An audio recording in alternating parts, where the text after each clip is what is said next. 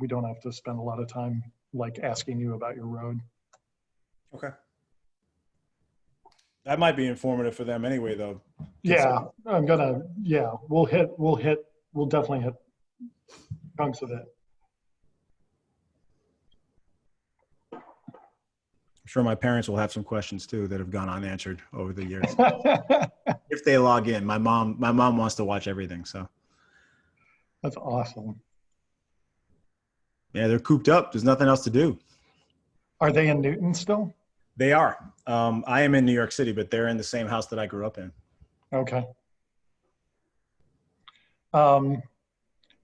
Good friends of mine in State College are the family. They're the Millers, and they're the patriarch of the family. I don't know his name, but he for years and years and decades. He was the SID for Boston College.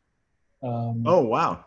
And so I wonder when, because I was a ball boy for them back in late '80s. I think the SID back then was Reed Oslin. Yeah, it's not he. My mom worked there from, you said BC? Yeah. Yeah, my mom worked there from '84 to 2000. Yeah.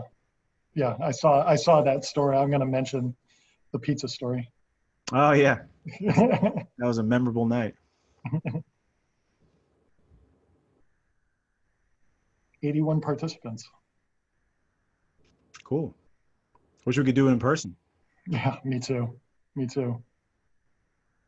The one of our APs, we only had 2 APs on this, and one of them started out at Penn State. She ended up transferring to Skidmore, but she is like a diehard Penn State booster. Oh, that's cool.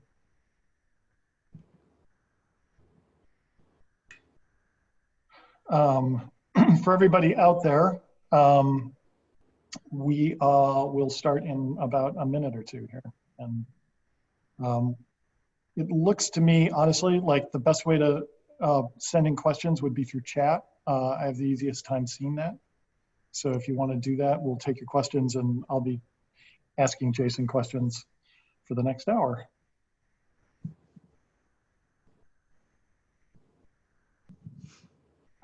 I don't have to click on anything here? No, you're perfect. Okay. I'm eyeing the clock to 8:30 for the Celtics game. What do you think? I think they even it up. I think whoever wins tonight wins the series, as often happens in Game 4. Yeah. But I think they even it up tonight, and I think they face the Lakers in the finals. That would be awesome. Yeah. It would be a treat to have Lakers Celtics. Seems like we deserve it. I hope it's nothing else in the cards this year. So maybe maybe the basketball gods have one for us. Use it. All right. Well, it's the top of the hour, so I'm going to get us started. I just want to say thank you to everyone for tuning in tonight. We've got quite a number of participants. We're up over 100 people watching our webinar here with Jason Hehir. And Jason is the director of The Last Dance, the 10-part docuseries that just won the Emmy for best documentary at the Emmys this past weekend. And he's got a long, he's just slightly north of 40, but he's got a great resume already built up beyond The Last Dance, having directed such 30 for 30s as The Fab Five, the 85 Bears, Andre the Giant. He's worked for HBO. He's worked for a lot of people. And I'm going to ask him, I'm going to start tonight's session. And he's from Newton, Mass. I got to say that. And he's a Williams college grad. So that's his alma mater. So tonight, what I'm going to do is just get us started asking some questions about The Last Dance and Jason's career. But if you would please start to put questions in chat, I'll start to monitor those and get your questions out I get your questions to Jason. So, Jason, thank you for being here. Thanks for having me. Happy to be here. Can you? We'll get to the series, and we'll talk a lot about your career and all that good stuff. But the first question I really want to ask is, can you describe what it's like to win an Emmy? What is that moment like? How did you find out? Well, it was televised on Saturday night as well. They have the Creative Arts Emmys all week, and documentaries fall under that category. So, like everybody else, I'm trapped in my apartment or my home watching TV. And my girlfriend is out of town. She's been with me for this entire experience. I actually started dating her the night after we started working on The Last Dance. It was my first date with her. So she has been me through thick and thin with this. She is down visiting her family in Atlanta. So Jake Rogow, who is our senior producer and is one of my best friends, he came over, and we just had a few socially distanced beers across my living room, opened the windows to get some airflow going, ordered a pizza. And we had found out prior to the ceremony that we were going to be the last category announced. Okay. So being a diehard Celtics fan, I wanted to watch the game. So I had my TV on Game 3 for most of the night, and then at 9:45 we clicked over. That's great. And we watched that, and there was, I wasn't expecting to be as nervous when they were announcing the category as I was, because you try to put not a lot of stock in these because it can be an arbitrary process, and who knows, sometimes the wrong things win, sometimes the right things win. But at the moment, when the drum roll was coming, there was certainly a lot of adrenaline. And then it was akin to like a touchdown celebration or something when we won. It was just a really, really gratifying moment, not for me so much as the whole team, that we had become a family over these past 2.5 years. And to see their hard work recognized, I was just so proud. So it was a really happy moment.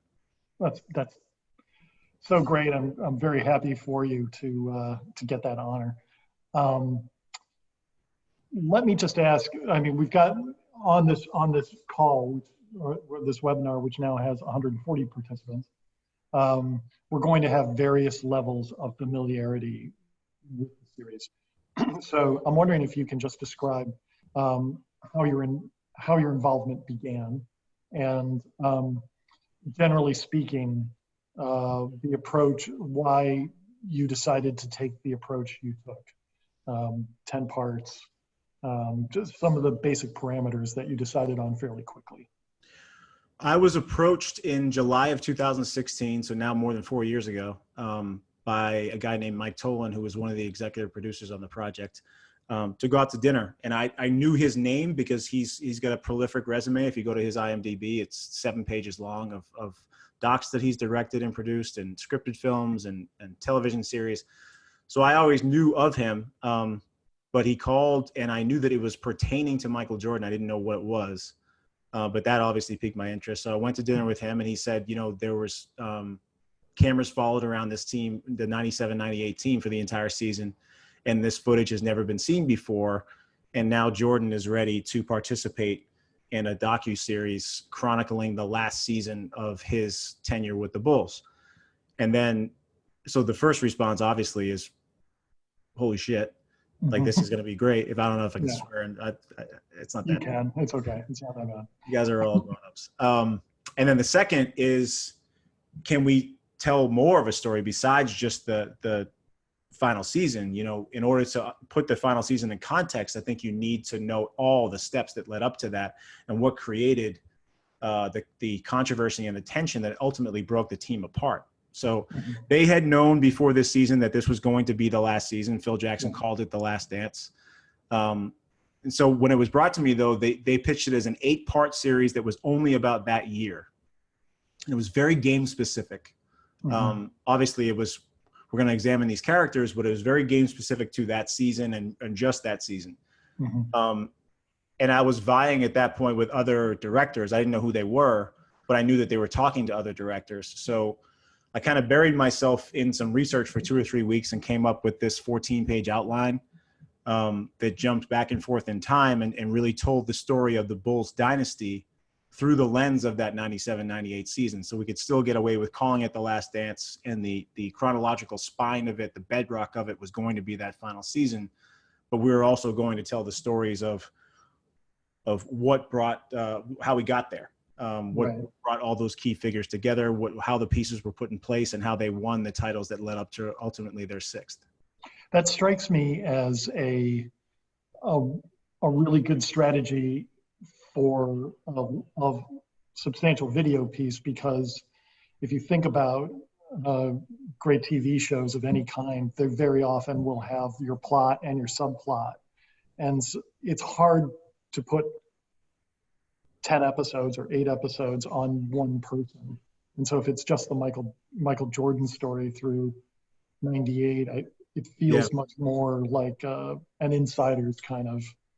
Well, they were adamant from the beginning that they, being Jordan's representatives, that this is not the definitive Michael Jordan documentary. That's not what we're doing. It's a story about the final season, and it stars him because the team stars him.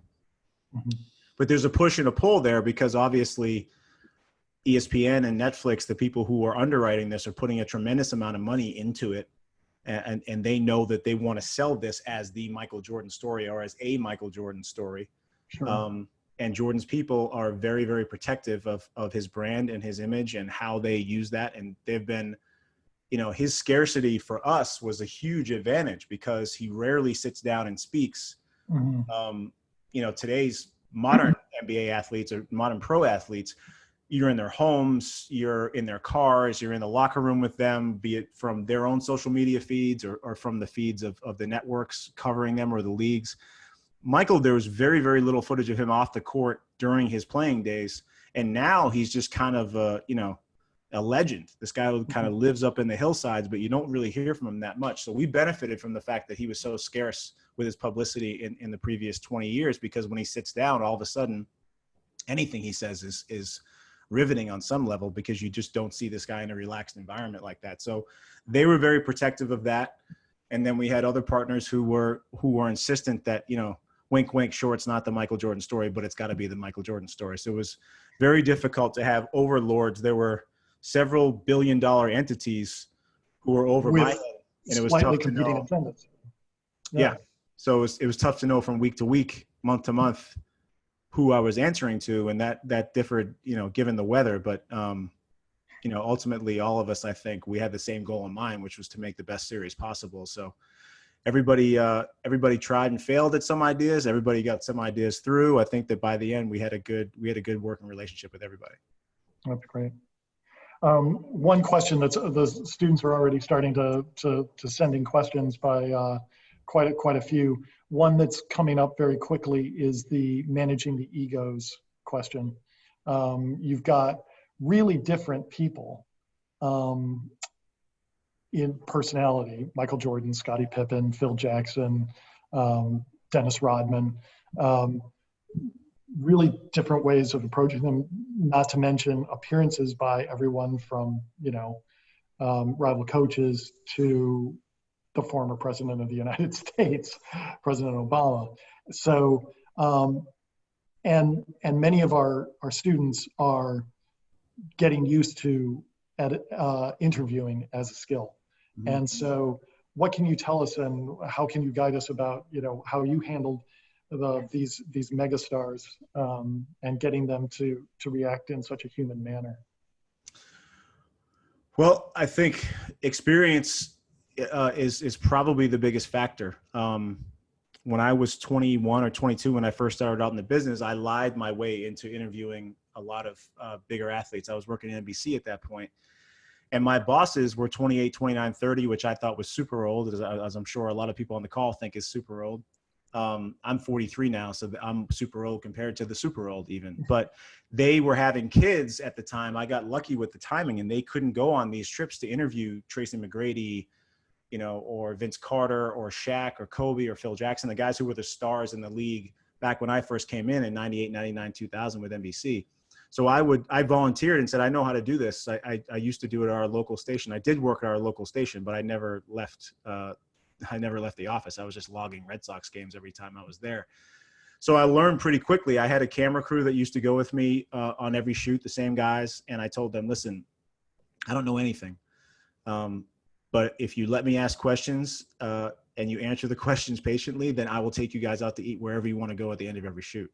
And that is the stock and trade for traveling crews, is they want to eat well. So I would drop the NBC card, and sometimes it would go through the expense report and sometimes it wouldn't, but we had a good steak dinner every time we went. And I think that humility is a huge factor in it too. There's two factors. It's really fear of failure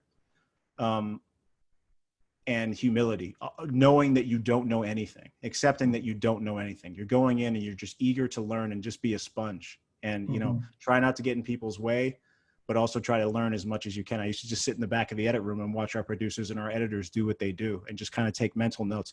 And that means volunteering to go get pizza at 2 a.m. If that means picking up somebody's mail or dry cleaning, if that means sometimes the producer leaves the room to go visit his wife, you have to make a decision creatively. It's just showing up is 90% of it. And that humility of saying, like, okay, I'm just starting out. I'm curious about this. I can't wait to learn more, but I'm just going to be a guy who people want around. Is a huge factor when you're first starting out. And then I said that fear of failure, that supersedes any sort of starstruck feeling or awe that you could have when you're in the presence of any of these superstars, because you're there to do a job. I would probably be more nervous if I was not on the clock when I met Michael Jordan than the fact that I was. If he left that room for that first interview that night, which is when he's in that big white house with the blue shirt, if he left that first 3-hour interview and we didn't get the stuff that we needed to sustain us for another year, because we didn't get him for another year after that, the series would have been a flop. So we had to, those 3 hours right there, we had to nail that. That had to be a straight A, or else we were in serious trouble, because this is our main character. So I think the fear of failure and the urgency of doing a good job supersedes any sort of awe that you could be feeling when you're in the presence of these people who are otherwise icons. How much contact had you had with him personally by the time that you did that? I had met him a few times. His team was smart enough to put me in front of him a few times just so that we could develop a rapport. He could develop a little bit of trust in me and in my knowledge of the subject. I think that was paramount for him, was has this person done their homework? Do they care about this enough that they're going to tell a responsible, comprehensive story? We're going to get into things that are sensitive, but to come at them not in a salacious way, but from a responsible way, and with the goal of telling as comprehensive a story as possible and as well-rounded a story, and giving him a chance to answer to some of these critics or some of these rumors. I posited it to him as an opportunity. I said, my goal is after this series, anyone who believes any of these conspiracy theories anymore just has a tinfoil hat and they want to believe these things. Right. But this is a chance for you to acknowledge them. That's the important part. You have to acknowledge what's out there. So yeah, people said that I was suspended by David Stern, or that I was responsible for my dad's death. We needed to know that he knows that these are out there, and then to dismiss it. Because once you acknowledge it and dismiss it, what else can he do? There's nothing else he can. And people who still believe it, and there still are people I see online who believe it, that he was suspended by Stern, or that he's somehow responsible for his dad's murder. It's sickening, the latter at least, about his dad.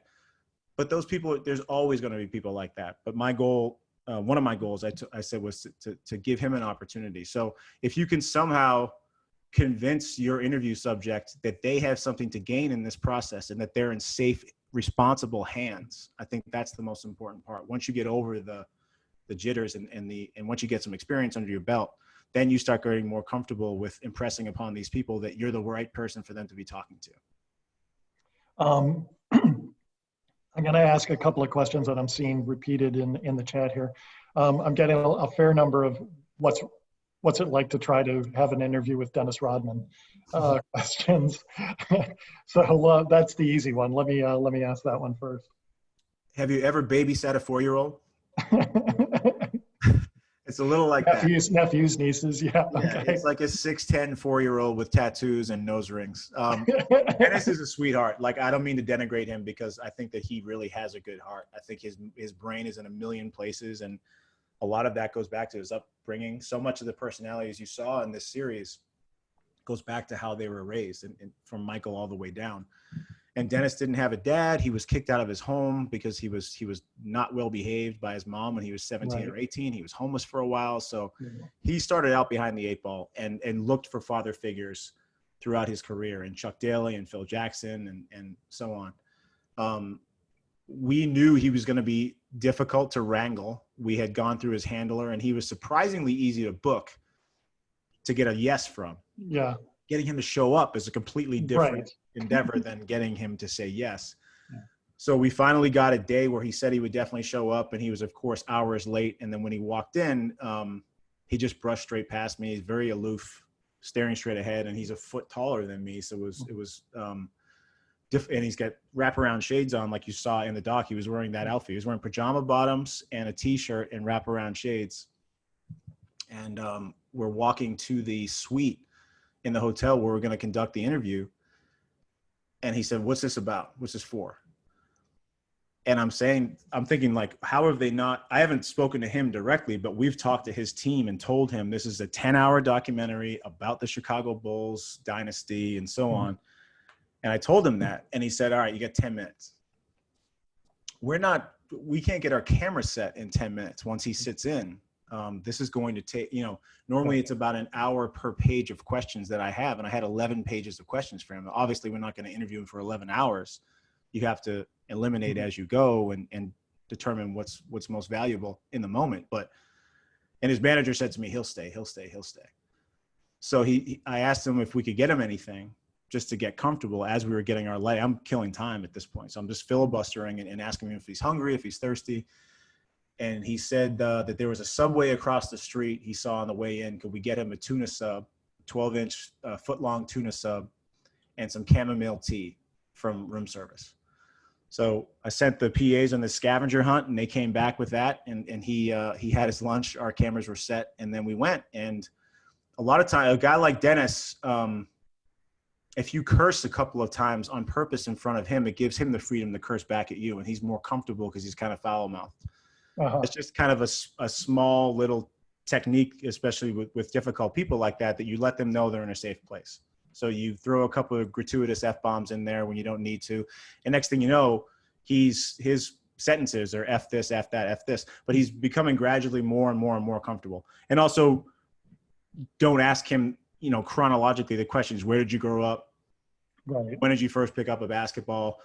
You got it, because these guys have been asked every single question in the book, so you have to kind of just keep their attention. My mom used to tell us how when we were in church as little kids, you would have to have little toys or just to get us through an hour. It'd be like, all right, 5 minutes on this, 5 minutes on that. You have a little Matchbox car, and then you have a bag of Cheerios, and then you have like a little rattle or something. That's what I tried to do with these guys, interviewing them, because you just have to keep them just when they start to get bored, you can sense it. When they start to slump in their chair or their voice gets a little bit lower, that's kind of where the iPad came in, was just to keep these guys entertained. So it was like, all right, here, play with this toy. Here's a new toy to play with. Look at this. Look at what this guy said about you. And then they would perk back up. I myself thought that was one of the neatest tricks that the documentary had, and students are reacting to it as well, and particularly a little bit on the you get a lot of human reaction from Jordan in those, like some of his best moments come in these. And how did you set that up with them, or was it just a surprise at the moment? And it was oh, go ahead. Sorry. No, that's basically it. And like, how did you react when they reacted emotionally? Well, I'll take it back to the beginning. They did not know that was coming. But the idea was spawned from one of those first times that I had met Jordan before we interviewed him. It was actually the day of the 2018 Masters, Sunday, final round. I got a call out of nowhere can you come up to Midtown? Michael's in town, and can you hang out with him for a little bit? He had the Jordan Brand Classic, which is his high school all-star game, in Brooklyn. So we're going to go from Midtown, drive to Brooklyn in an SUV, and then hang out at the game And again, this is his people just smartly trying to get me in front of him and get him comfortable with me. Because I think at that point we were supposed to shoot the first interview every day, any day, but it ended up taking until June. But that was early April. Mm-hmm. So we sat down at the hotel, and I forget how we got on the topic, but we were talking about whether or not he had ever been thrown out of a game, and he was trying to remember. And there was another couple of friends of his there, and they were talking about certain fights and incidents. And I called up a YouTube clip that was set to music of all of his fights and confrontations. And I started showing it to him like this, and he grabbed the phone out of my hand and took it like this. I mean, the phone looks like a Tic Tac in his hands because his hands are like that big. But he was locked in immediately, and he started kind of murmuring things to himself and giving little like footnotes and anecdotes about these fights. And I always try to, anytime I have a moment like that, something I would tell my friends or family about after the experience, I try to incorporate that into the film, because that's a good indication that if it's the first thing you're telling your friends and family about, it's probably something that viewers would want to see too. So I'm thinking, how can we recreate this experience of watching Michael Jordan watch himself and give commentary on it?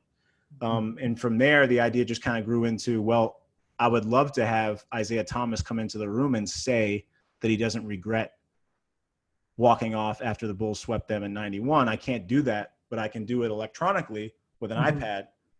And it's not going to land nearly as with as much significance if I just read off and say, Isaiah told me this. Right. Because when Michael sees that face and hears that voice, he's so competitive, he's got a visceral reaction to it. Whereas if I just read it out loud, it's not going to have nearly the same response. And on the other end of the spectrum, showing him his mom reading a letter home from him when he was a homesick freshman at UNC. Yeah, it's same principle applies, though. I could read that letter to him, but when he adores his mom, talks to her every day. I know they're very close. So why not show him his mom?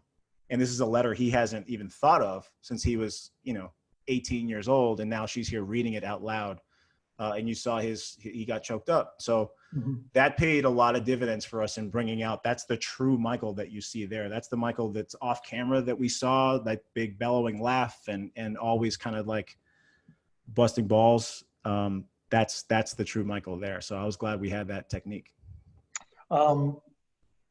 Getting a few questions on you had a deadline, and then the deadline got moved up because of COVID. Can you tell us a little bit about what that did to your process? So March 11th was the day of the Rudy Gobert game, Wednesday, March 11th. That's when Rudy Gobert tested positive before a Jazz Oklahoma City Thunder game. Doctor runs out in the court, ref calls the game, they tell the fans to leave the arena. That is one of those kind of where were you moments that I feel like I'm always going to remember, not just because of this project, but because that was kind of the beginning of the end when it comes to the shutdown and COVID and all that. And I think that same night, Tom Hanks publicized that he had tested positive, and then all of a sudden the president's on TV talking about it. So that's when it got real. We were done with 4 episodes at that point.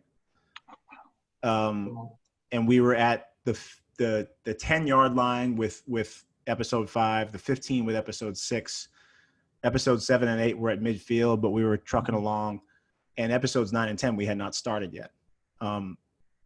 So immediately I thought, all right, the NBA finals are going to be pushed back to August. So now they're going to give us 4 more months to work on this thing, because I knew they wanted to air it in conjunction with the finals. And then I thought, oh no, they may want to air it earlier. So, and lo and behold, the next week we were having discussions about, how early can you get this thing on the air? Part of that was a blessing in disguise. Well, first, how we came to that decision was, all right, 9 and 10 are going to be done by May 15th. I told them. So now let's back time it from there. Do you guys want to show 1 episode a week for 10 weeks? In which case we could start airing this tomorrow. Do you want to show 2 episodes a week for 5 weeks? Do you want to show 1 a night, all 5 nights of the week for 2 weeks in a row leading up to the 15th? Anything you want to do, you have to play off that. The end is going to be May 15th. That's when we're going to be done with the last one, because you don't want to start airing them and not have the back ones ready, which is what happened. We started airing them on April 19th, and we were still working on 7, 8, 9, and 10 at that point in various phases. But there was a little bit of relief because we had been on this 2.5-year journey, and it was really, really grueling. There was a lot of back and forth. And when you have all the time in the world, we were getting 20, 30 pages of single spaced notes from all 4 of those partners I mentioned on every single rough cut that we gave. Wow. And some of them contradicted one another, but we were still getting them. They were aggregated, so they didn't make sense. It was a very, very difficult process. So it was kind of a blessing to have a finite end to this. Like, you know, if it's got to happen. Next week, So there's no more time for notes. So everyone give your top 5 notes on this thing, and then we got to go. This train's leaving. And I love to work in that environment. I'd much rather do that, because when people don't have a deadline, you know, you'll tinker with it and you know, micro tweak it. We'd still be doing that if we were going to air in December. We'd still be fixing all of these episodes. But at a certain point, you just got to let the horse out of the barn. So it was kind of liberating, but it was certainly, I'll never forget it. It was very busy. Lots of questions on different topics. I'll try to hit a bunch of them. And can you, in real abridged terms, talk about your research process? How do you get ready for something like this? What do you do? I read every book that I could get my hands on. I'm not exaggerating when I say that. And sometimes for projects, there's not a lot of research to be had. So for Andre the Giant, there's not a lot of research out there. Sure. A lot of it is from wrestling writers. I should bring my dog in here. We could. Yeah. He always comes in here. He's more popular. Yeah, Ozzy will be hitting her in any second. But with Jordan and the Bulls, we were recently moved apartments, and we had the stack of books, and I'm 6'1", and the stack of books came up to over my waist. That's how high it was. If you consider that one big bound book, I like to throw out 10,000 pages as kind of it's probably more than that. But and a lot of it's redundant. A lot of it's the same information, and some of them are really well written, and some of them are written on a 4th grade level. But you never know where that nugget is going to be that leads you to the anecdote that no one's ever heard before. A good case in point is one of the books that Sam Smith wrote I think it was in the 2000s. He described the early 80s Chicago Bulls teams as a Chicago Bulls traveling cocaine circus. I had never seen that phrase before, never heard it mentioned anywhere else. And if you saw episode 1, you saw that it elicited this huge belly laugh from Michael that I had never seen or heard. And that was a huge indicator to me early on in the interview process, that because he could have easily just stifled that laugh and moved on. He gave us that laugh, which acknowledges the truth of the statement. And then he went further and gave us an anecdote about what it was like as a rookie to have to navigate that. So he told the story of being in the hotel and knocking on the door and the things that he saw at that party. So what I did just really quickly was read every single book, and to commit it to memory, these facts to memory, I would highlight. I like to work with actually tactile print copies. So I'd highlight every single line or fact or anything that was of interest to me. And when I finished the book, I would go back through all those highlighted notes and type them word for word, the stuff that I had highlighted. So it kind of committed it to memory. And then you end up with, you know, a very long document, say 30 or 40 pages. Now go through each of those notes and cut and paste them into who they apply to, because we're interviewing 105 people. So traveling cocaine circus question, we're going to ask Michael about that. We're going to ask Charles Oakley about that because he was on those teams. We're going to ask Rod Thorne about that because he was the GM of that team. We're going to ask David Stern about that because he was. So all of those, it just becomes a lot of typing and a lot of memorization. But it's worth it because that's my method of committing it to memory and having a mastery of the subject. And that allows me to be relaxed when I go into these interviews, because I know there's no road they can go down that I'm not going to be able to go down with them. Where'd the idea, this is a student's question, Preston Shoemaker, that I think is pretty good. You don't have a narrator. But instead the interviews carry the story with, you know, the occasional, you know, graphic card, basically. Can you take us through the decision-making process there? Narrator, no narrator? It's definitely more difficult. It puts more pressure on the material you get from the interview. You can mess up in an interview and forget to ask someone about something and say, oh, we'll just put a voiceover in there that says the Chicago Bulls were called the Traveling Cocaine Circus or something like that. And I had worked with voiceover for most of my career. And I was a little bit embarrassed by it because I do think it is kind of a crutch. I mean, sometimes it's useful, but oftentimes if you take a look at a lot of documentaries and you just eliminated the voiceover altogether, you could probably still tell the story based on the images and the interview bites that are given and maybe a few graphics here or there. Mm-hmm. I remember before we did Andre the Giant, Bill Simmons said to me, like, no rules on this. This is your piece, no narrator. And I said, I don't know, man. Like, Andre's not alive. This is for HBO. And they're very much adamant that you have voiceover on everything because they have Liev Schreiber, who's the voice of God and the best voice in the business. We're going to utilize him, and we have great writers. And so I was adamant after Bill challenged me like that. I was adamant that, like, okay, we can do this. He said, you can do it. You're good enough. Just no narrator. That's my only request. So we pulled that off. And then, to be honest, it's competitiveness in me. Ezra Edelman, who's a friend of mine, did the OJ doc, and that was 7 hours total. Mm-hmm. And it was magnificent and one of the greatest films I've ever seen, doc or otherwise. Mm-hmm. But one of the most impressive aspects of it from a filmmaking standpoint to me was that there was no voiceover. So honestly, being a friend of his and being a friendly competitor of his, I wasn't going to do this with voiceover. If he pulled that off without a voiceover, it was like, okay, I can do this. And there were so many times where it was like, man, it would be so much easier not to have to go out and get this one extra interview to tell this little anecdote. But I'm proud that we did it. I think it adds a level of intimacy. You feel like you're right there in a conversation with them rather than being directed, you know. We were also blessed with incredible characters. I mean, these people know how to speak. They can finish each other's sentences. So if you have an interview from September of 2018 and an interview from March of 2020, and these guys are bouncing off each other as if they're in the same room, that helps tremendously. And we had incredible editors. So the stars aligned. What about getting the other people? Was it difficult to get opponents, Isaiah and the other people? And somebody asked, I actually know the answer to this, but I'm just going to ask you about why President Obama was described as former Chicago resident. Do you want me to hit the opponents one or the Obama? Yeah, opponents and Obama. Opponents were tough to get because these guys it's not fake. They're super, super competitive. And oftentimes the more famous they are, that means the greater player they are. And oftentimes the greater player, the more hyper competitive they are to a pathological standpoint sometimes. But like Reggie Miller did not want to be interviewed for this. We chased him for 2 years and finally got him in late January, early February. He was calling a game in,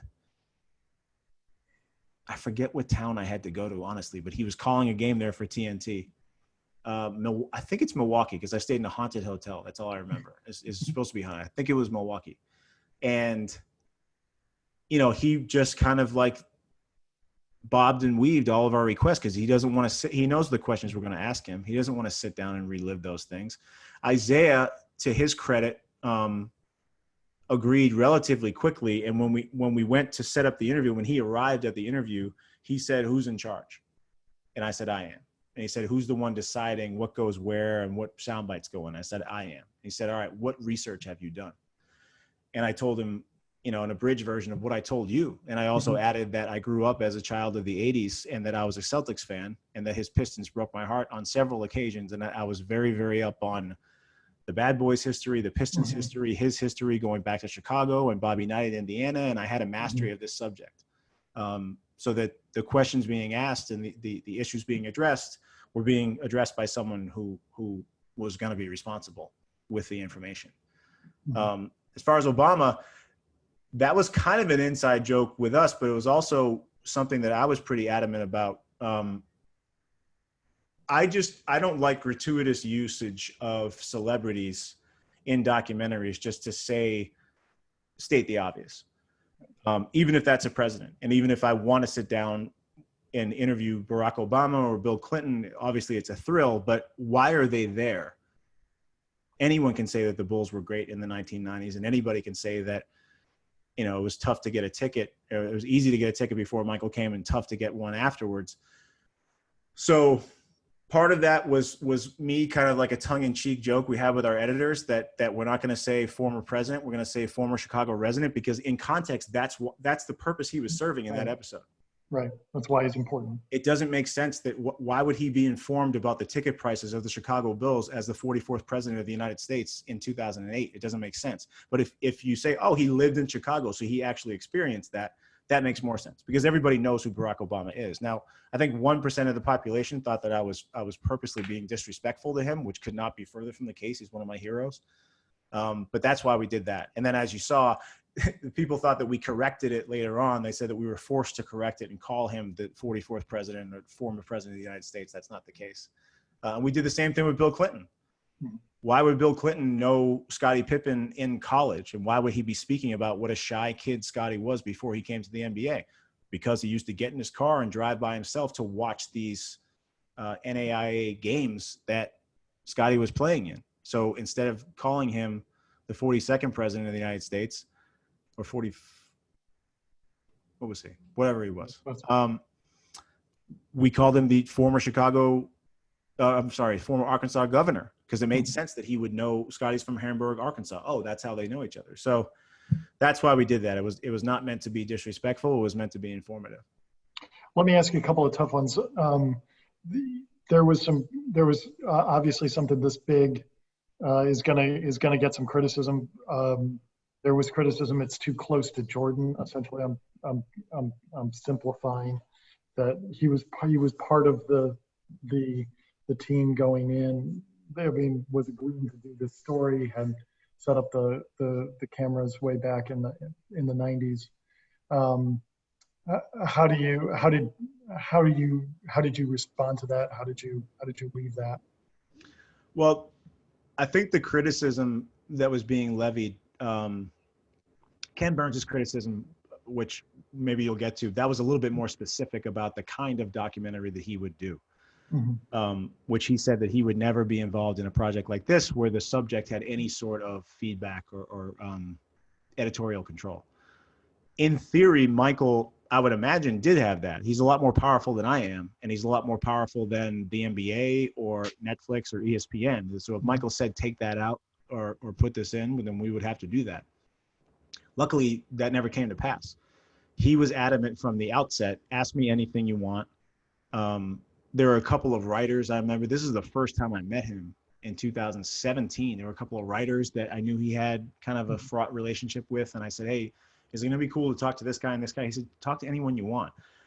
I think that it's ironic to me that people think that he was like, you know, like rubbing his palms together behind the scenes and watching these cuts and do it. He I don't want to say he couldn't have cared less, but I think that there's dozens of people who cared far more about the outcome of this thing than Michael Jordan did. He was just kind of like, he sat down for the interviews and he trusted we were going to go in the right direction. He watched some rough cuts when the pandemic hit. He was stuck in his house just like everybody else. But the notes that he was giving us were additive. They weren't censoring the product. They were adding to it. So you may have heard, because I've addressed it in a ton of interviews, that in episode 8, he comes back from baseball, and he makes his comeback appearance against the Pacers. Is really rusty. Doesn't look like the Michael of old. He's 45, not 23. And then still wearing 45, he goes out about a week later and scores 55 on the Knicks. So that's the way we had it edited, was that first rusty game, and then all of a sudden he's back. His only note of that episode was there was a game in between those. We played in Atlanta, and I hit a buzzer beater, and that's when I knew my confidence vaulted, because that's when I knew I could be the old Michael Jordan. So just the notion that this guy had any kind of humility or fear that he couldn't be the old guy was really captivating. And also, it was a fact that I overlooked. But he's actually helping us make a more comprehensive, better documentary. There were things also that he wanted to put in or move around, and I never spoke to him one-on-one. We never had notes meetings like that. It always came from, you know, a conduit who was close to him. But, you know, Michael would like to move the the coffee can that we put in the end of episode 10, Michael would like to move that to the back of episode 9 or something. And I there's several things that I push back on. You know, I admire Michael Jordan as a basketball player, but I'm trying to do my job as a filmmaker too. Mm-hmm. So it was just kind of funny to me when people would say Michael had too much control and it's a puff piece and it's not a documentary. Like, that's just not the case. I know better than anyone on the planet how this was made. Mm-hmm. And that's not the way that this was made. Let me, we've addressed this a little bit, but let me ask you the timeline motif, and we've talked a little bit about how you wanted to give a sense of the whole dynasty. But I mean, there are other ways to do that. So you could have gone chronologically, for instance, but you decided not to. Can you tell us a little bit more about the thinking on that? Well, we couldn't have gone chronologically if it was still going to be called The Last Dance. And if, right. you know, if a significant portion of those stakeholders that I'm answering to are adamant that this be about the 97-98 season, I can still come back to them and say, okay, it's about the 97-98 season, but we have to give some context in every episode. Mm-hmm. If we went chronologically, we wouldn't have gotten to the 97-98 season until episode 9, maybe 8, but probably episode 9. And it's also a far more pedestrian way of telling a story, and I think more predictable and more boring, to be honest, to bring you back to my mom's metaphor about being in church and offering mm-hmm. bags of Cheerios. I thought it would be cool. My goal at the outset of this was, wouldn't it be cool if the people who know the story thought, oh, you know, they're going to beat the Pistons in the next episode, because mm-hmm. that's the trajectory we're going on here. Mm-hmm. Or they're going to get the dream team in episode 5, or they're going to overcome the Knicks and the gambling is going to come up in episode 6. If the people who know the story can start anticipating what's coming next and be excited for it, and the people who don't know the story can say, oh, I wonder what happens. Now we're back here, but I wonder what happens here. And it took a lot of massaging, because what I told our editors was this, is picture this story. The story is the freeway. 97-98 season is, we're on a highway, and that's the 97-98 season. We can get off at exits, and those exits are going to be chronologically leading us to the same finish line. Mm-hmm. But when you get off of that exit, you can stop to eat, but you can't stay overnight. And we would have, I would watch rough cuts, and there would be long backstory sections, because if you're an editor, you become attached to these things, and you say, well, we can't tell it in less than 8 minutes. That's ridiculous. We need 12 minutes. I'd say you're staying overnight. Pay the bill, get back on the highway. We got to go. We have to get back to 97-98. So that was the metaphor that I used with them for a couple of years. That's terrific. That's really cool. So it's 7:45, and I told people we'd wrap up around 8. And so I'm going to go not quite, if not lightning round, then we're gonna play fast here. I have a little bit longer too. I want to watch the Celtics game, and then that's all. I have to. Okay, that's great. Let me just ask you. Let me start us off by asking. I'm getting a lot of, like, you've got so much footage. It's the amount of footage, the sheer amount of footage it must have taken to. The amount of time it must have taken to go through all of this. What got left on the cutting room floor that you wish you could have had in the documentary? Not much. I mean, it's not the cutting room floor. It's not the moments, because this was one of my fears in the making of it, is that they were marketing this as 500 hours of never before seen footage of behind the scenes of Michael Jordan and the Bulls. That is true. There were 500 hours. There were probably 2 to 3 hours of arable, compelling content. Mm-hmm. There was 497 hours of press conferences, media scrums, slow motion footage of regular season inconsequential games. Mm-hmm. So all of the stuff that you would want to have seen, the behind the scenes stuff, they only shot a few practices. They weren't there for every single practice. They weren't there for every single locker room post game. They weren't there. They did a tremendous job getting the access and cultivating that trust. I know what it's like to be in the field and have to cultivate that trust.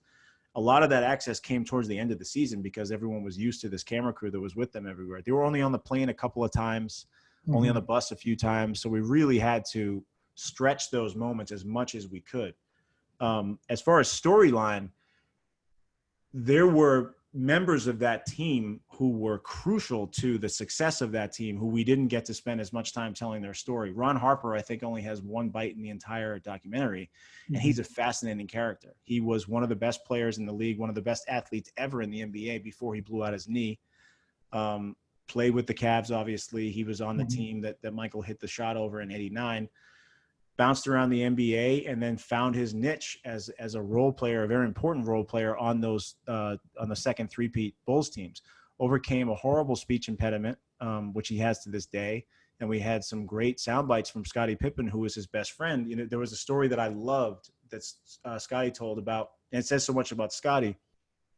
They would go out to dinner after the games, and Ron would order the same thing every time. And Scottie said, "Why do you order the same thing every time?" And Ron said, through his stutter, "That's the only thing that I can say clearly to the waiter that I'm not nervous about."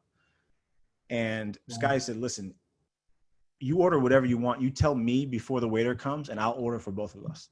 It was just such a moment of humanity and humility between these two guys. And you got a sense of how much Scottie cared about Ron. Those are the stories that, you know, we only had, it sounds ridiculous, but to only have 10 hours, and it had to be 50 minutes exactly, all 10 parts, not 50:01, not 49:59. It had to be 50 minutes on the dot every time. So it's a very, very high degree of difficulty and a tough needle to thread to say, okay, chapter 8 of this book has to be 50 pages. Chapter 9 has to be 50 pages. Well, some chapters deserve to be longer than others, but in television, it's not quite the same. So I think it's the stories of the people, of the Tony Kukocs. Tony Kukoc, you could have a 2-part doc about Tony Kukoc, no problem. You saw the time we gave to Steve Kerr. I spent as much time as I could, but had to get back on that highway to 97, 98 with him. So that's what I would say cutting room floor would be some of the character portraits of the lesser known players. Are there moments that you particularly love when you go back and watch the documentary series? I haven't gone back and watched it because I've seen it a lot. You've seen it 7,000 times. And honestly, I wouldn't put, my girlfriend and I are confined to this place. I wouldn't put her through watching 10 more hours of this thing because she has lived that with me. I loved the Steve Kerr story. I edited that myself. One of the most memorable days of shooting was going to visit his mom in their house. There's just so much love in that home, and she adores Steve, but she adores her other kids too. And she clearly adored Malcolm, her husband. And I read that story. If the students haven't read it, you should go back to the New York Times story about Steve Kerr, which was kind of the DNA of that story. And ever since I read that, before I even knew that we were going to do this project, I said that Steve Kerr should be his own documentary. So I was glad that he was willing to tell that story to us. These are the kind of things that when you're telling us, when the doc is this vast, you have the opportunity to tell smaller stories. And that's a privilege to sit there and talk to Larry Bird about the time that Michael Jordan scored 63 points on him in 1986. For a kid from Boston, that's incredible. So those are moments. A lot of the moments on camera so much don't resonate so much with me. Some of the musical choices we made, I'm really proud of, and those make me really happy because I grew up listening to hip hop and watching basketball, and to be able to marry those two things together in a way that they weren't married when I came up, because hip hop was far more obscure in the 80s, especially. You weren't going to hear LL Cool J, I'm Bad matched up with footage of a young Michael Jordan. And I'd always thought, oh, wouldn't that be cool to see? Well, now we could actually do this and have people enjoy it that way. That was really fun to do. But I remember the time that the indelible memories to me are moments in the edit room with my team and moments out in the field with my team. I mean, these were, like I said, these men and women became family, all of us. We just had a socially distanced, I'm looking out at the Hudson River right now. We just had a socially distanced, we chartered a sailboat, and we had a wrap party that way where we could be out in the wind and all be away from each other safely. But it was only 10 or 12 of us. And I told everybody they can bring one guest. So we had about 25 people on a boat, and we celebrated that way. But I hadn't seen any of them in person since March 12th was the last day that I saw them, Thursday, March 12th. And then that was only a couple of weeks ago. So we had been away from each other. It was really surreal to experience that apart. Then half the series was made with no one seeing each other. Yes, more than half. Yeah, that's amazing. That's amazing.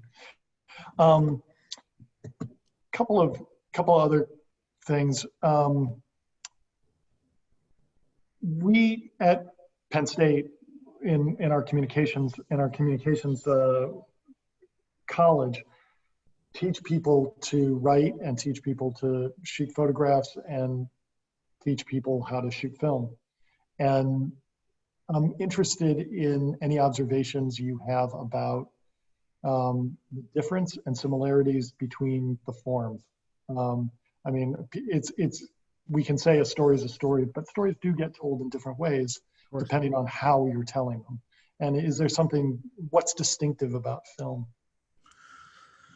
There are blessings and curses to both art forms. Is that too? Yeah, no, that's fine. To say about two pursuits, both pursuits. I started in print. I wrote for my school newspaper, wrote for my paper in college. I went to a high school program at Northwestern University, which some of your students may have gone to the summer going into my senior year, and studied journalism there. And there was broadcast journalism, which we spent like a week on. And that's where I kind of fell in love with editing. And I had always been a fan. I had always videotaped every feature story, every montage, anything to do with sports and documentary storytelling. I was all in and had my hand like on the record button on our VCR at home. It's far more difficult, as we discussed, with no voiceover. Voiceover is kind of the prose of a documentary. So if you're writing a written piece and you're going to write, a few paragraphs of prose, then that's your voiceover. To tell that just as an oral history really is what you're doing, a written oral history that's on film. It's almost like a script for a documentary. It's far more difficult because you need your subjects to say every single detail. You get benefits. Now in print, the same way. The drawback would be that you don't get the inflection. It's much harder to make someone pop off a page than it is to make them pop off a screen. So they don't have to be the most articulate person. They don't have to be the most well-read, the most well-spoken. They don't have to be the authority on a given subject. But if they're a hilarious character and they're fun to look at, that goes a long way in a documentary. If they're hilarious and fun to look at in a print piece, I'm not getting that because I'm just reading the words that they're saying. And if they're not articulate and they're not masterful about their subject that they're talking about, then they're not going to be valuable to you as a writer. Right. As a writer, though, you can also exhibit far more of your talent, your writing talent, in a printed piece. Now, obviously, that's rudimentary. But if someone exclaims something, if someone mutters something, that's really how you can kind of paint a picture with words, which is such a gift. I wish I had it. I think I'm a decent writer, but I'm not a fantastic writer, and I'm sure a lot of these students that are watching tonight are. So print will never die. That it won't. I mean, the actual print on your fingers might die. Maybe newspapers will go away someday, but wanting that ritual of getting up in the morning and reading information and feeling informed and reading for entertainment, that will never, ever go away. So there's advantages to both and there's difficulties in both. This is the one of our traditional questions is, can you give us some tips for the freshman or the sophomore who's watching right now and is like, this is the greatest thing I've ever seen and I really want to get into this field? What do you advise? Say yes to every opportunity. Yes. Always say yes, because you never know. I still, to this day, I take every meeting that I can take because who knows? Someone, it might be a bad idea that I'm taking a meeting about, but if I have the time, I'm going to take it because you never know who's going to know somebody else. And then you talk to someone and say, hey, I heard you talk to Derek about that idea. Or I heard Barbara called you about this. You never know.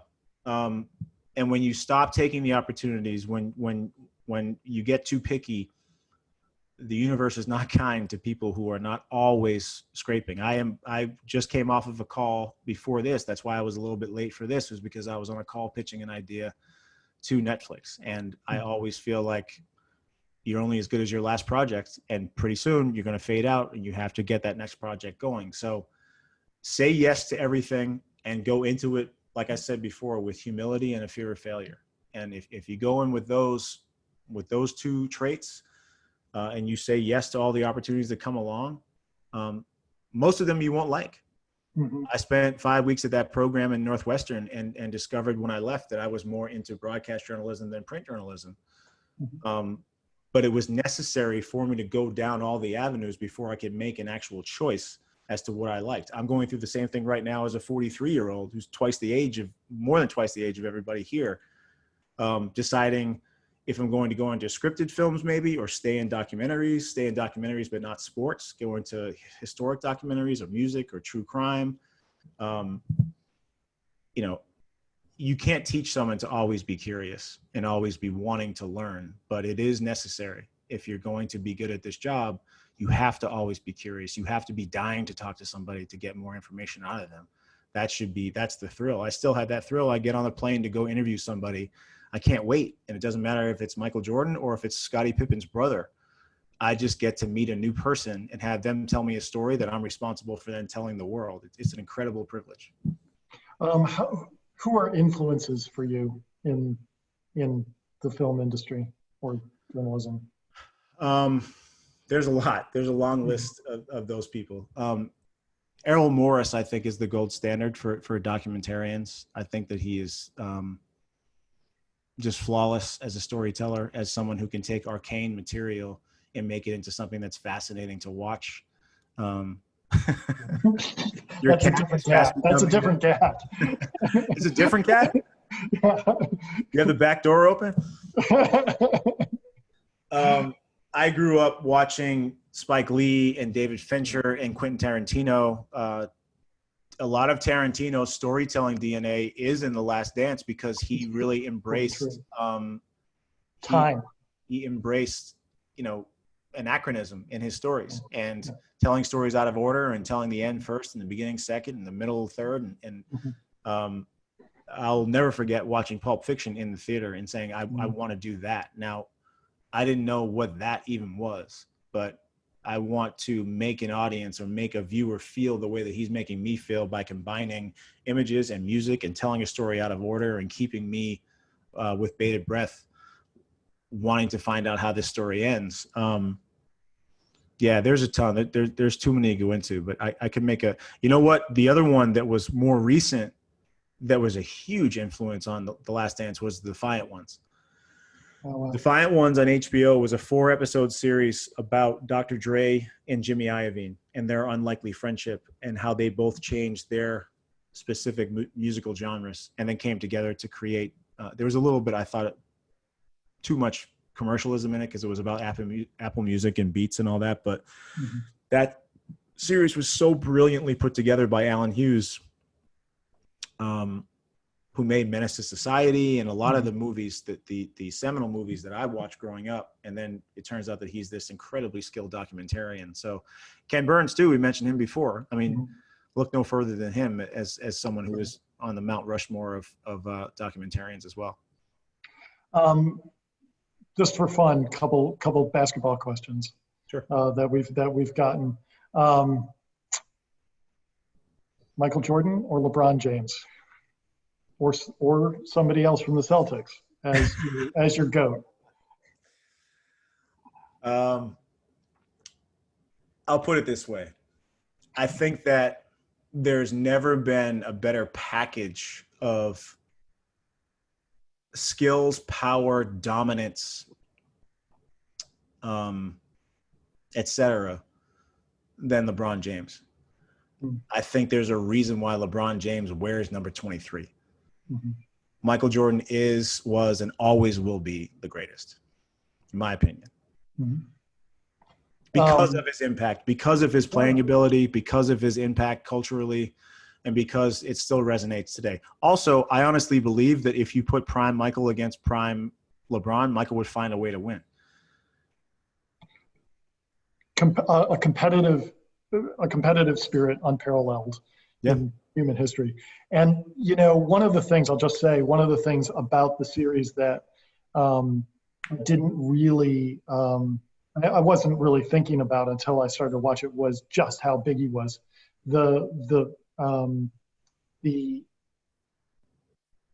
documentary really captures the moment of the 90s and how big the Bulls were as a team, and Jordan in particular. I mean, and the spokesman stuff.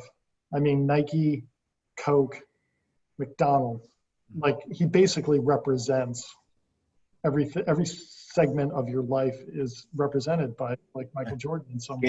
Gatorade, you go to play a game in your Jordans, you drink Gatorade afterwards, and then you go to McDonald's with your friends after and get a Coke. It's like, where is Michael Jordan's fingerprints not on your day as a kid growing up back then? It was really, it's difficult because now there's so many different channels of information that are bombarding kids on social media and everywhere. There really weren't that many then, but he was ubiquitous everywhere. Was in and out of sports, and there was not that. And also, we didn't get a chance to get into this a lot, but I grew up just at a time when it was normal for African American men to be hung on walls and to be like, people always idolized athletes, and there were a lot of African American athletes, but for Michael to be a spokesman for these companies in the early 80s, Madison Avenue wanted nothing to do with anyone from the NBA because it was seen as drug-addled and lazy. Yep. David Stern came in and changed all of that with a drug policy and with a new collective bargaining agreement. And he changed the face of the NBA, and Michael came along right at the right time. Mm-hmm. So then you have this conflagration of Michael Jordan, The Cosby Show, which is all of a sudden a hit show. Eddie Murphy is the biggest star on the planet at that point, and then Prince and Michael Jackson. I grew up with nothing but African-American males as the icons, the cultural icons of my youth. Whereas just a few years before, it had been, Elvis and whatever white stars you want to pick from movie and TV. But it was really a turning point, and he was the perfect person for it because he had respect deep within the Black community, but he also was this strikingly handsome, articulate, smart guy who everyone felt comfortable with their kids hanging up on the wall. It was a perfect storm. Yeah, that's really well described. Let me just. This is my dog now is begging for attention up here, but. Okay, I had to squirt the cats to get them off the table. That's fantastic. Do you think one more hoops question here? At the end of the series, there's, I'm just gonna give you a look at him. All right. What's his name? Ozzy. How you doing? Good. He's being patient. Sorry, go ahead. No, at the end of the series, a lot of talk about whether they could have done 7. Do you have any feelings on that? It would have been really tough. I'm sure Michael, I don't think he's lying when he says we would have won 7. Especially with the strike shortened season, and it was 50 games that year. If things went right, there's no way they could have known that the season was going to be 50 games. But if you talk to guys like Steve Kerr and some other teammates, they say, it's very, very difficult. There's a reason why it's so difficult to repeat, let alone three-peat. It's exhausting. The pressure is exhausting. The attention is exhausting. Also, your vacation is half the length of anybody else's in the league just by merit of how long you're playing every year. So you're playing well into June every year.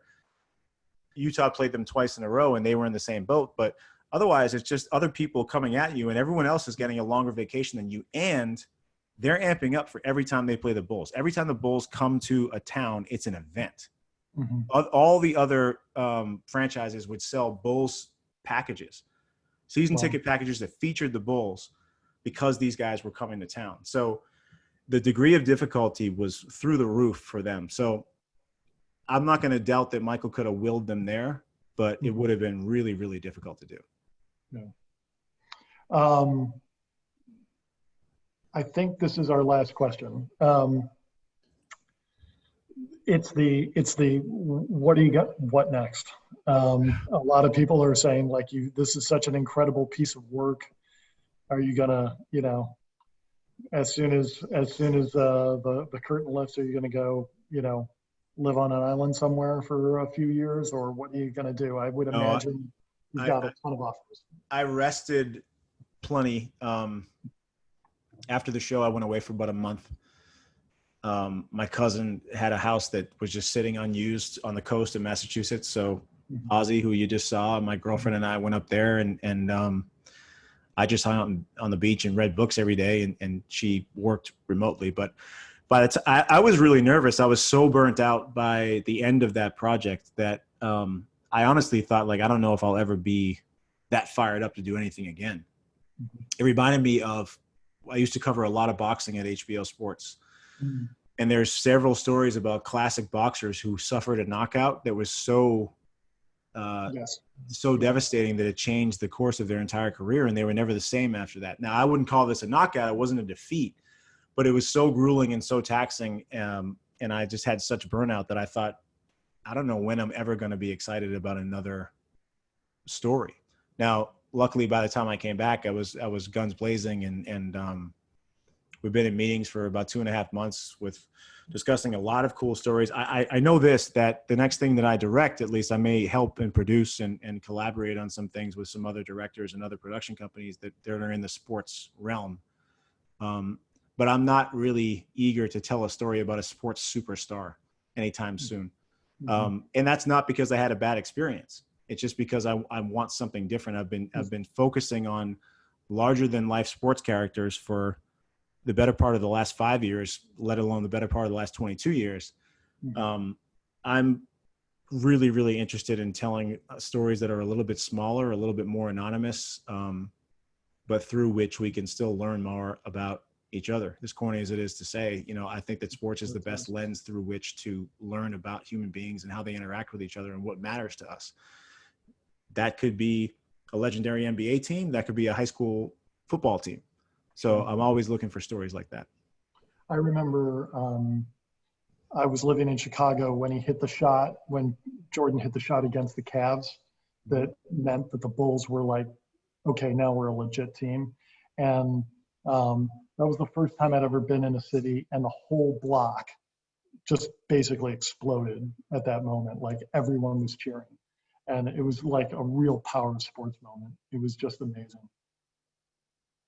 Oh, we lost your audio. Sorry. There you go. You're good. When the Sox finally won the World Series in 2004, I called my grandmother. It was around midnight, and I called my grandmother. And at that point, she was around 90. And the phone was busy because the rest of my family, my cousins and my parents and my aunts and uncles, were also calling her. I always say to people that I want the Patriots to win the Super Bowl and make it to the Super Bowl, not because I care about the guys who are wearing the laundry of the team where I happen to be from. I want them to make the Super Bowl so that I can go home to my parents' house and have our friends over and see my brothers and my nephews and celebrate in a group, because that's what sports does for us. I'm going to be on the phone tonight texting with my friends and my family about the Celtics for the next 2 or 3 hours. I don't care really if they win the game. I want them to win so that we get that experience one more time and one more time and one more time. That's what I think sports are all about. It's awesome. Jason, thank you so much for your time and sharing all your wisdom. I'm getting a lot of happy comments from students here. And just want to wish you all the best of luck as we continue. Hope you have fun tonight. And we'll just wrap up and say thanks to you and thanks to Ozzy. All right. Thanks, everybody. Good luck, guys. You're in good hands. And in a lot of ways, I wish I was back where you are, because it's a very, very exciting time. Cool, man. Take care. Take care.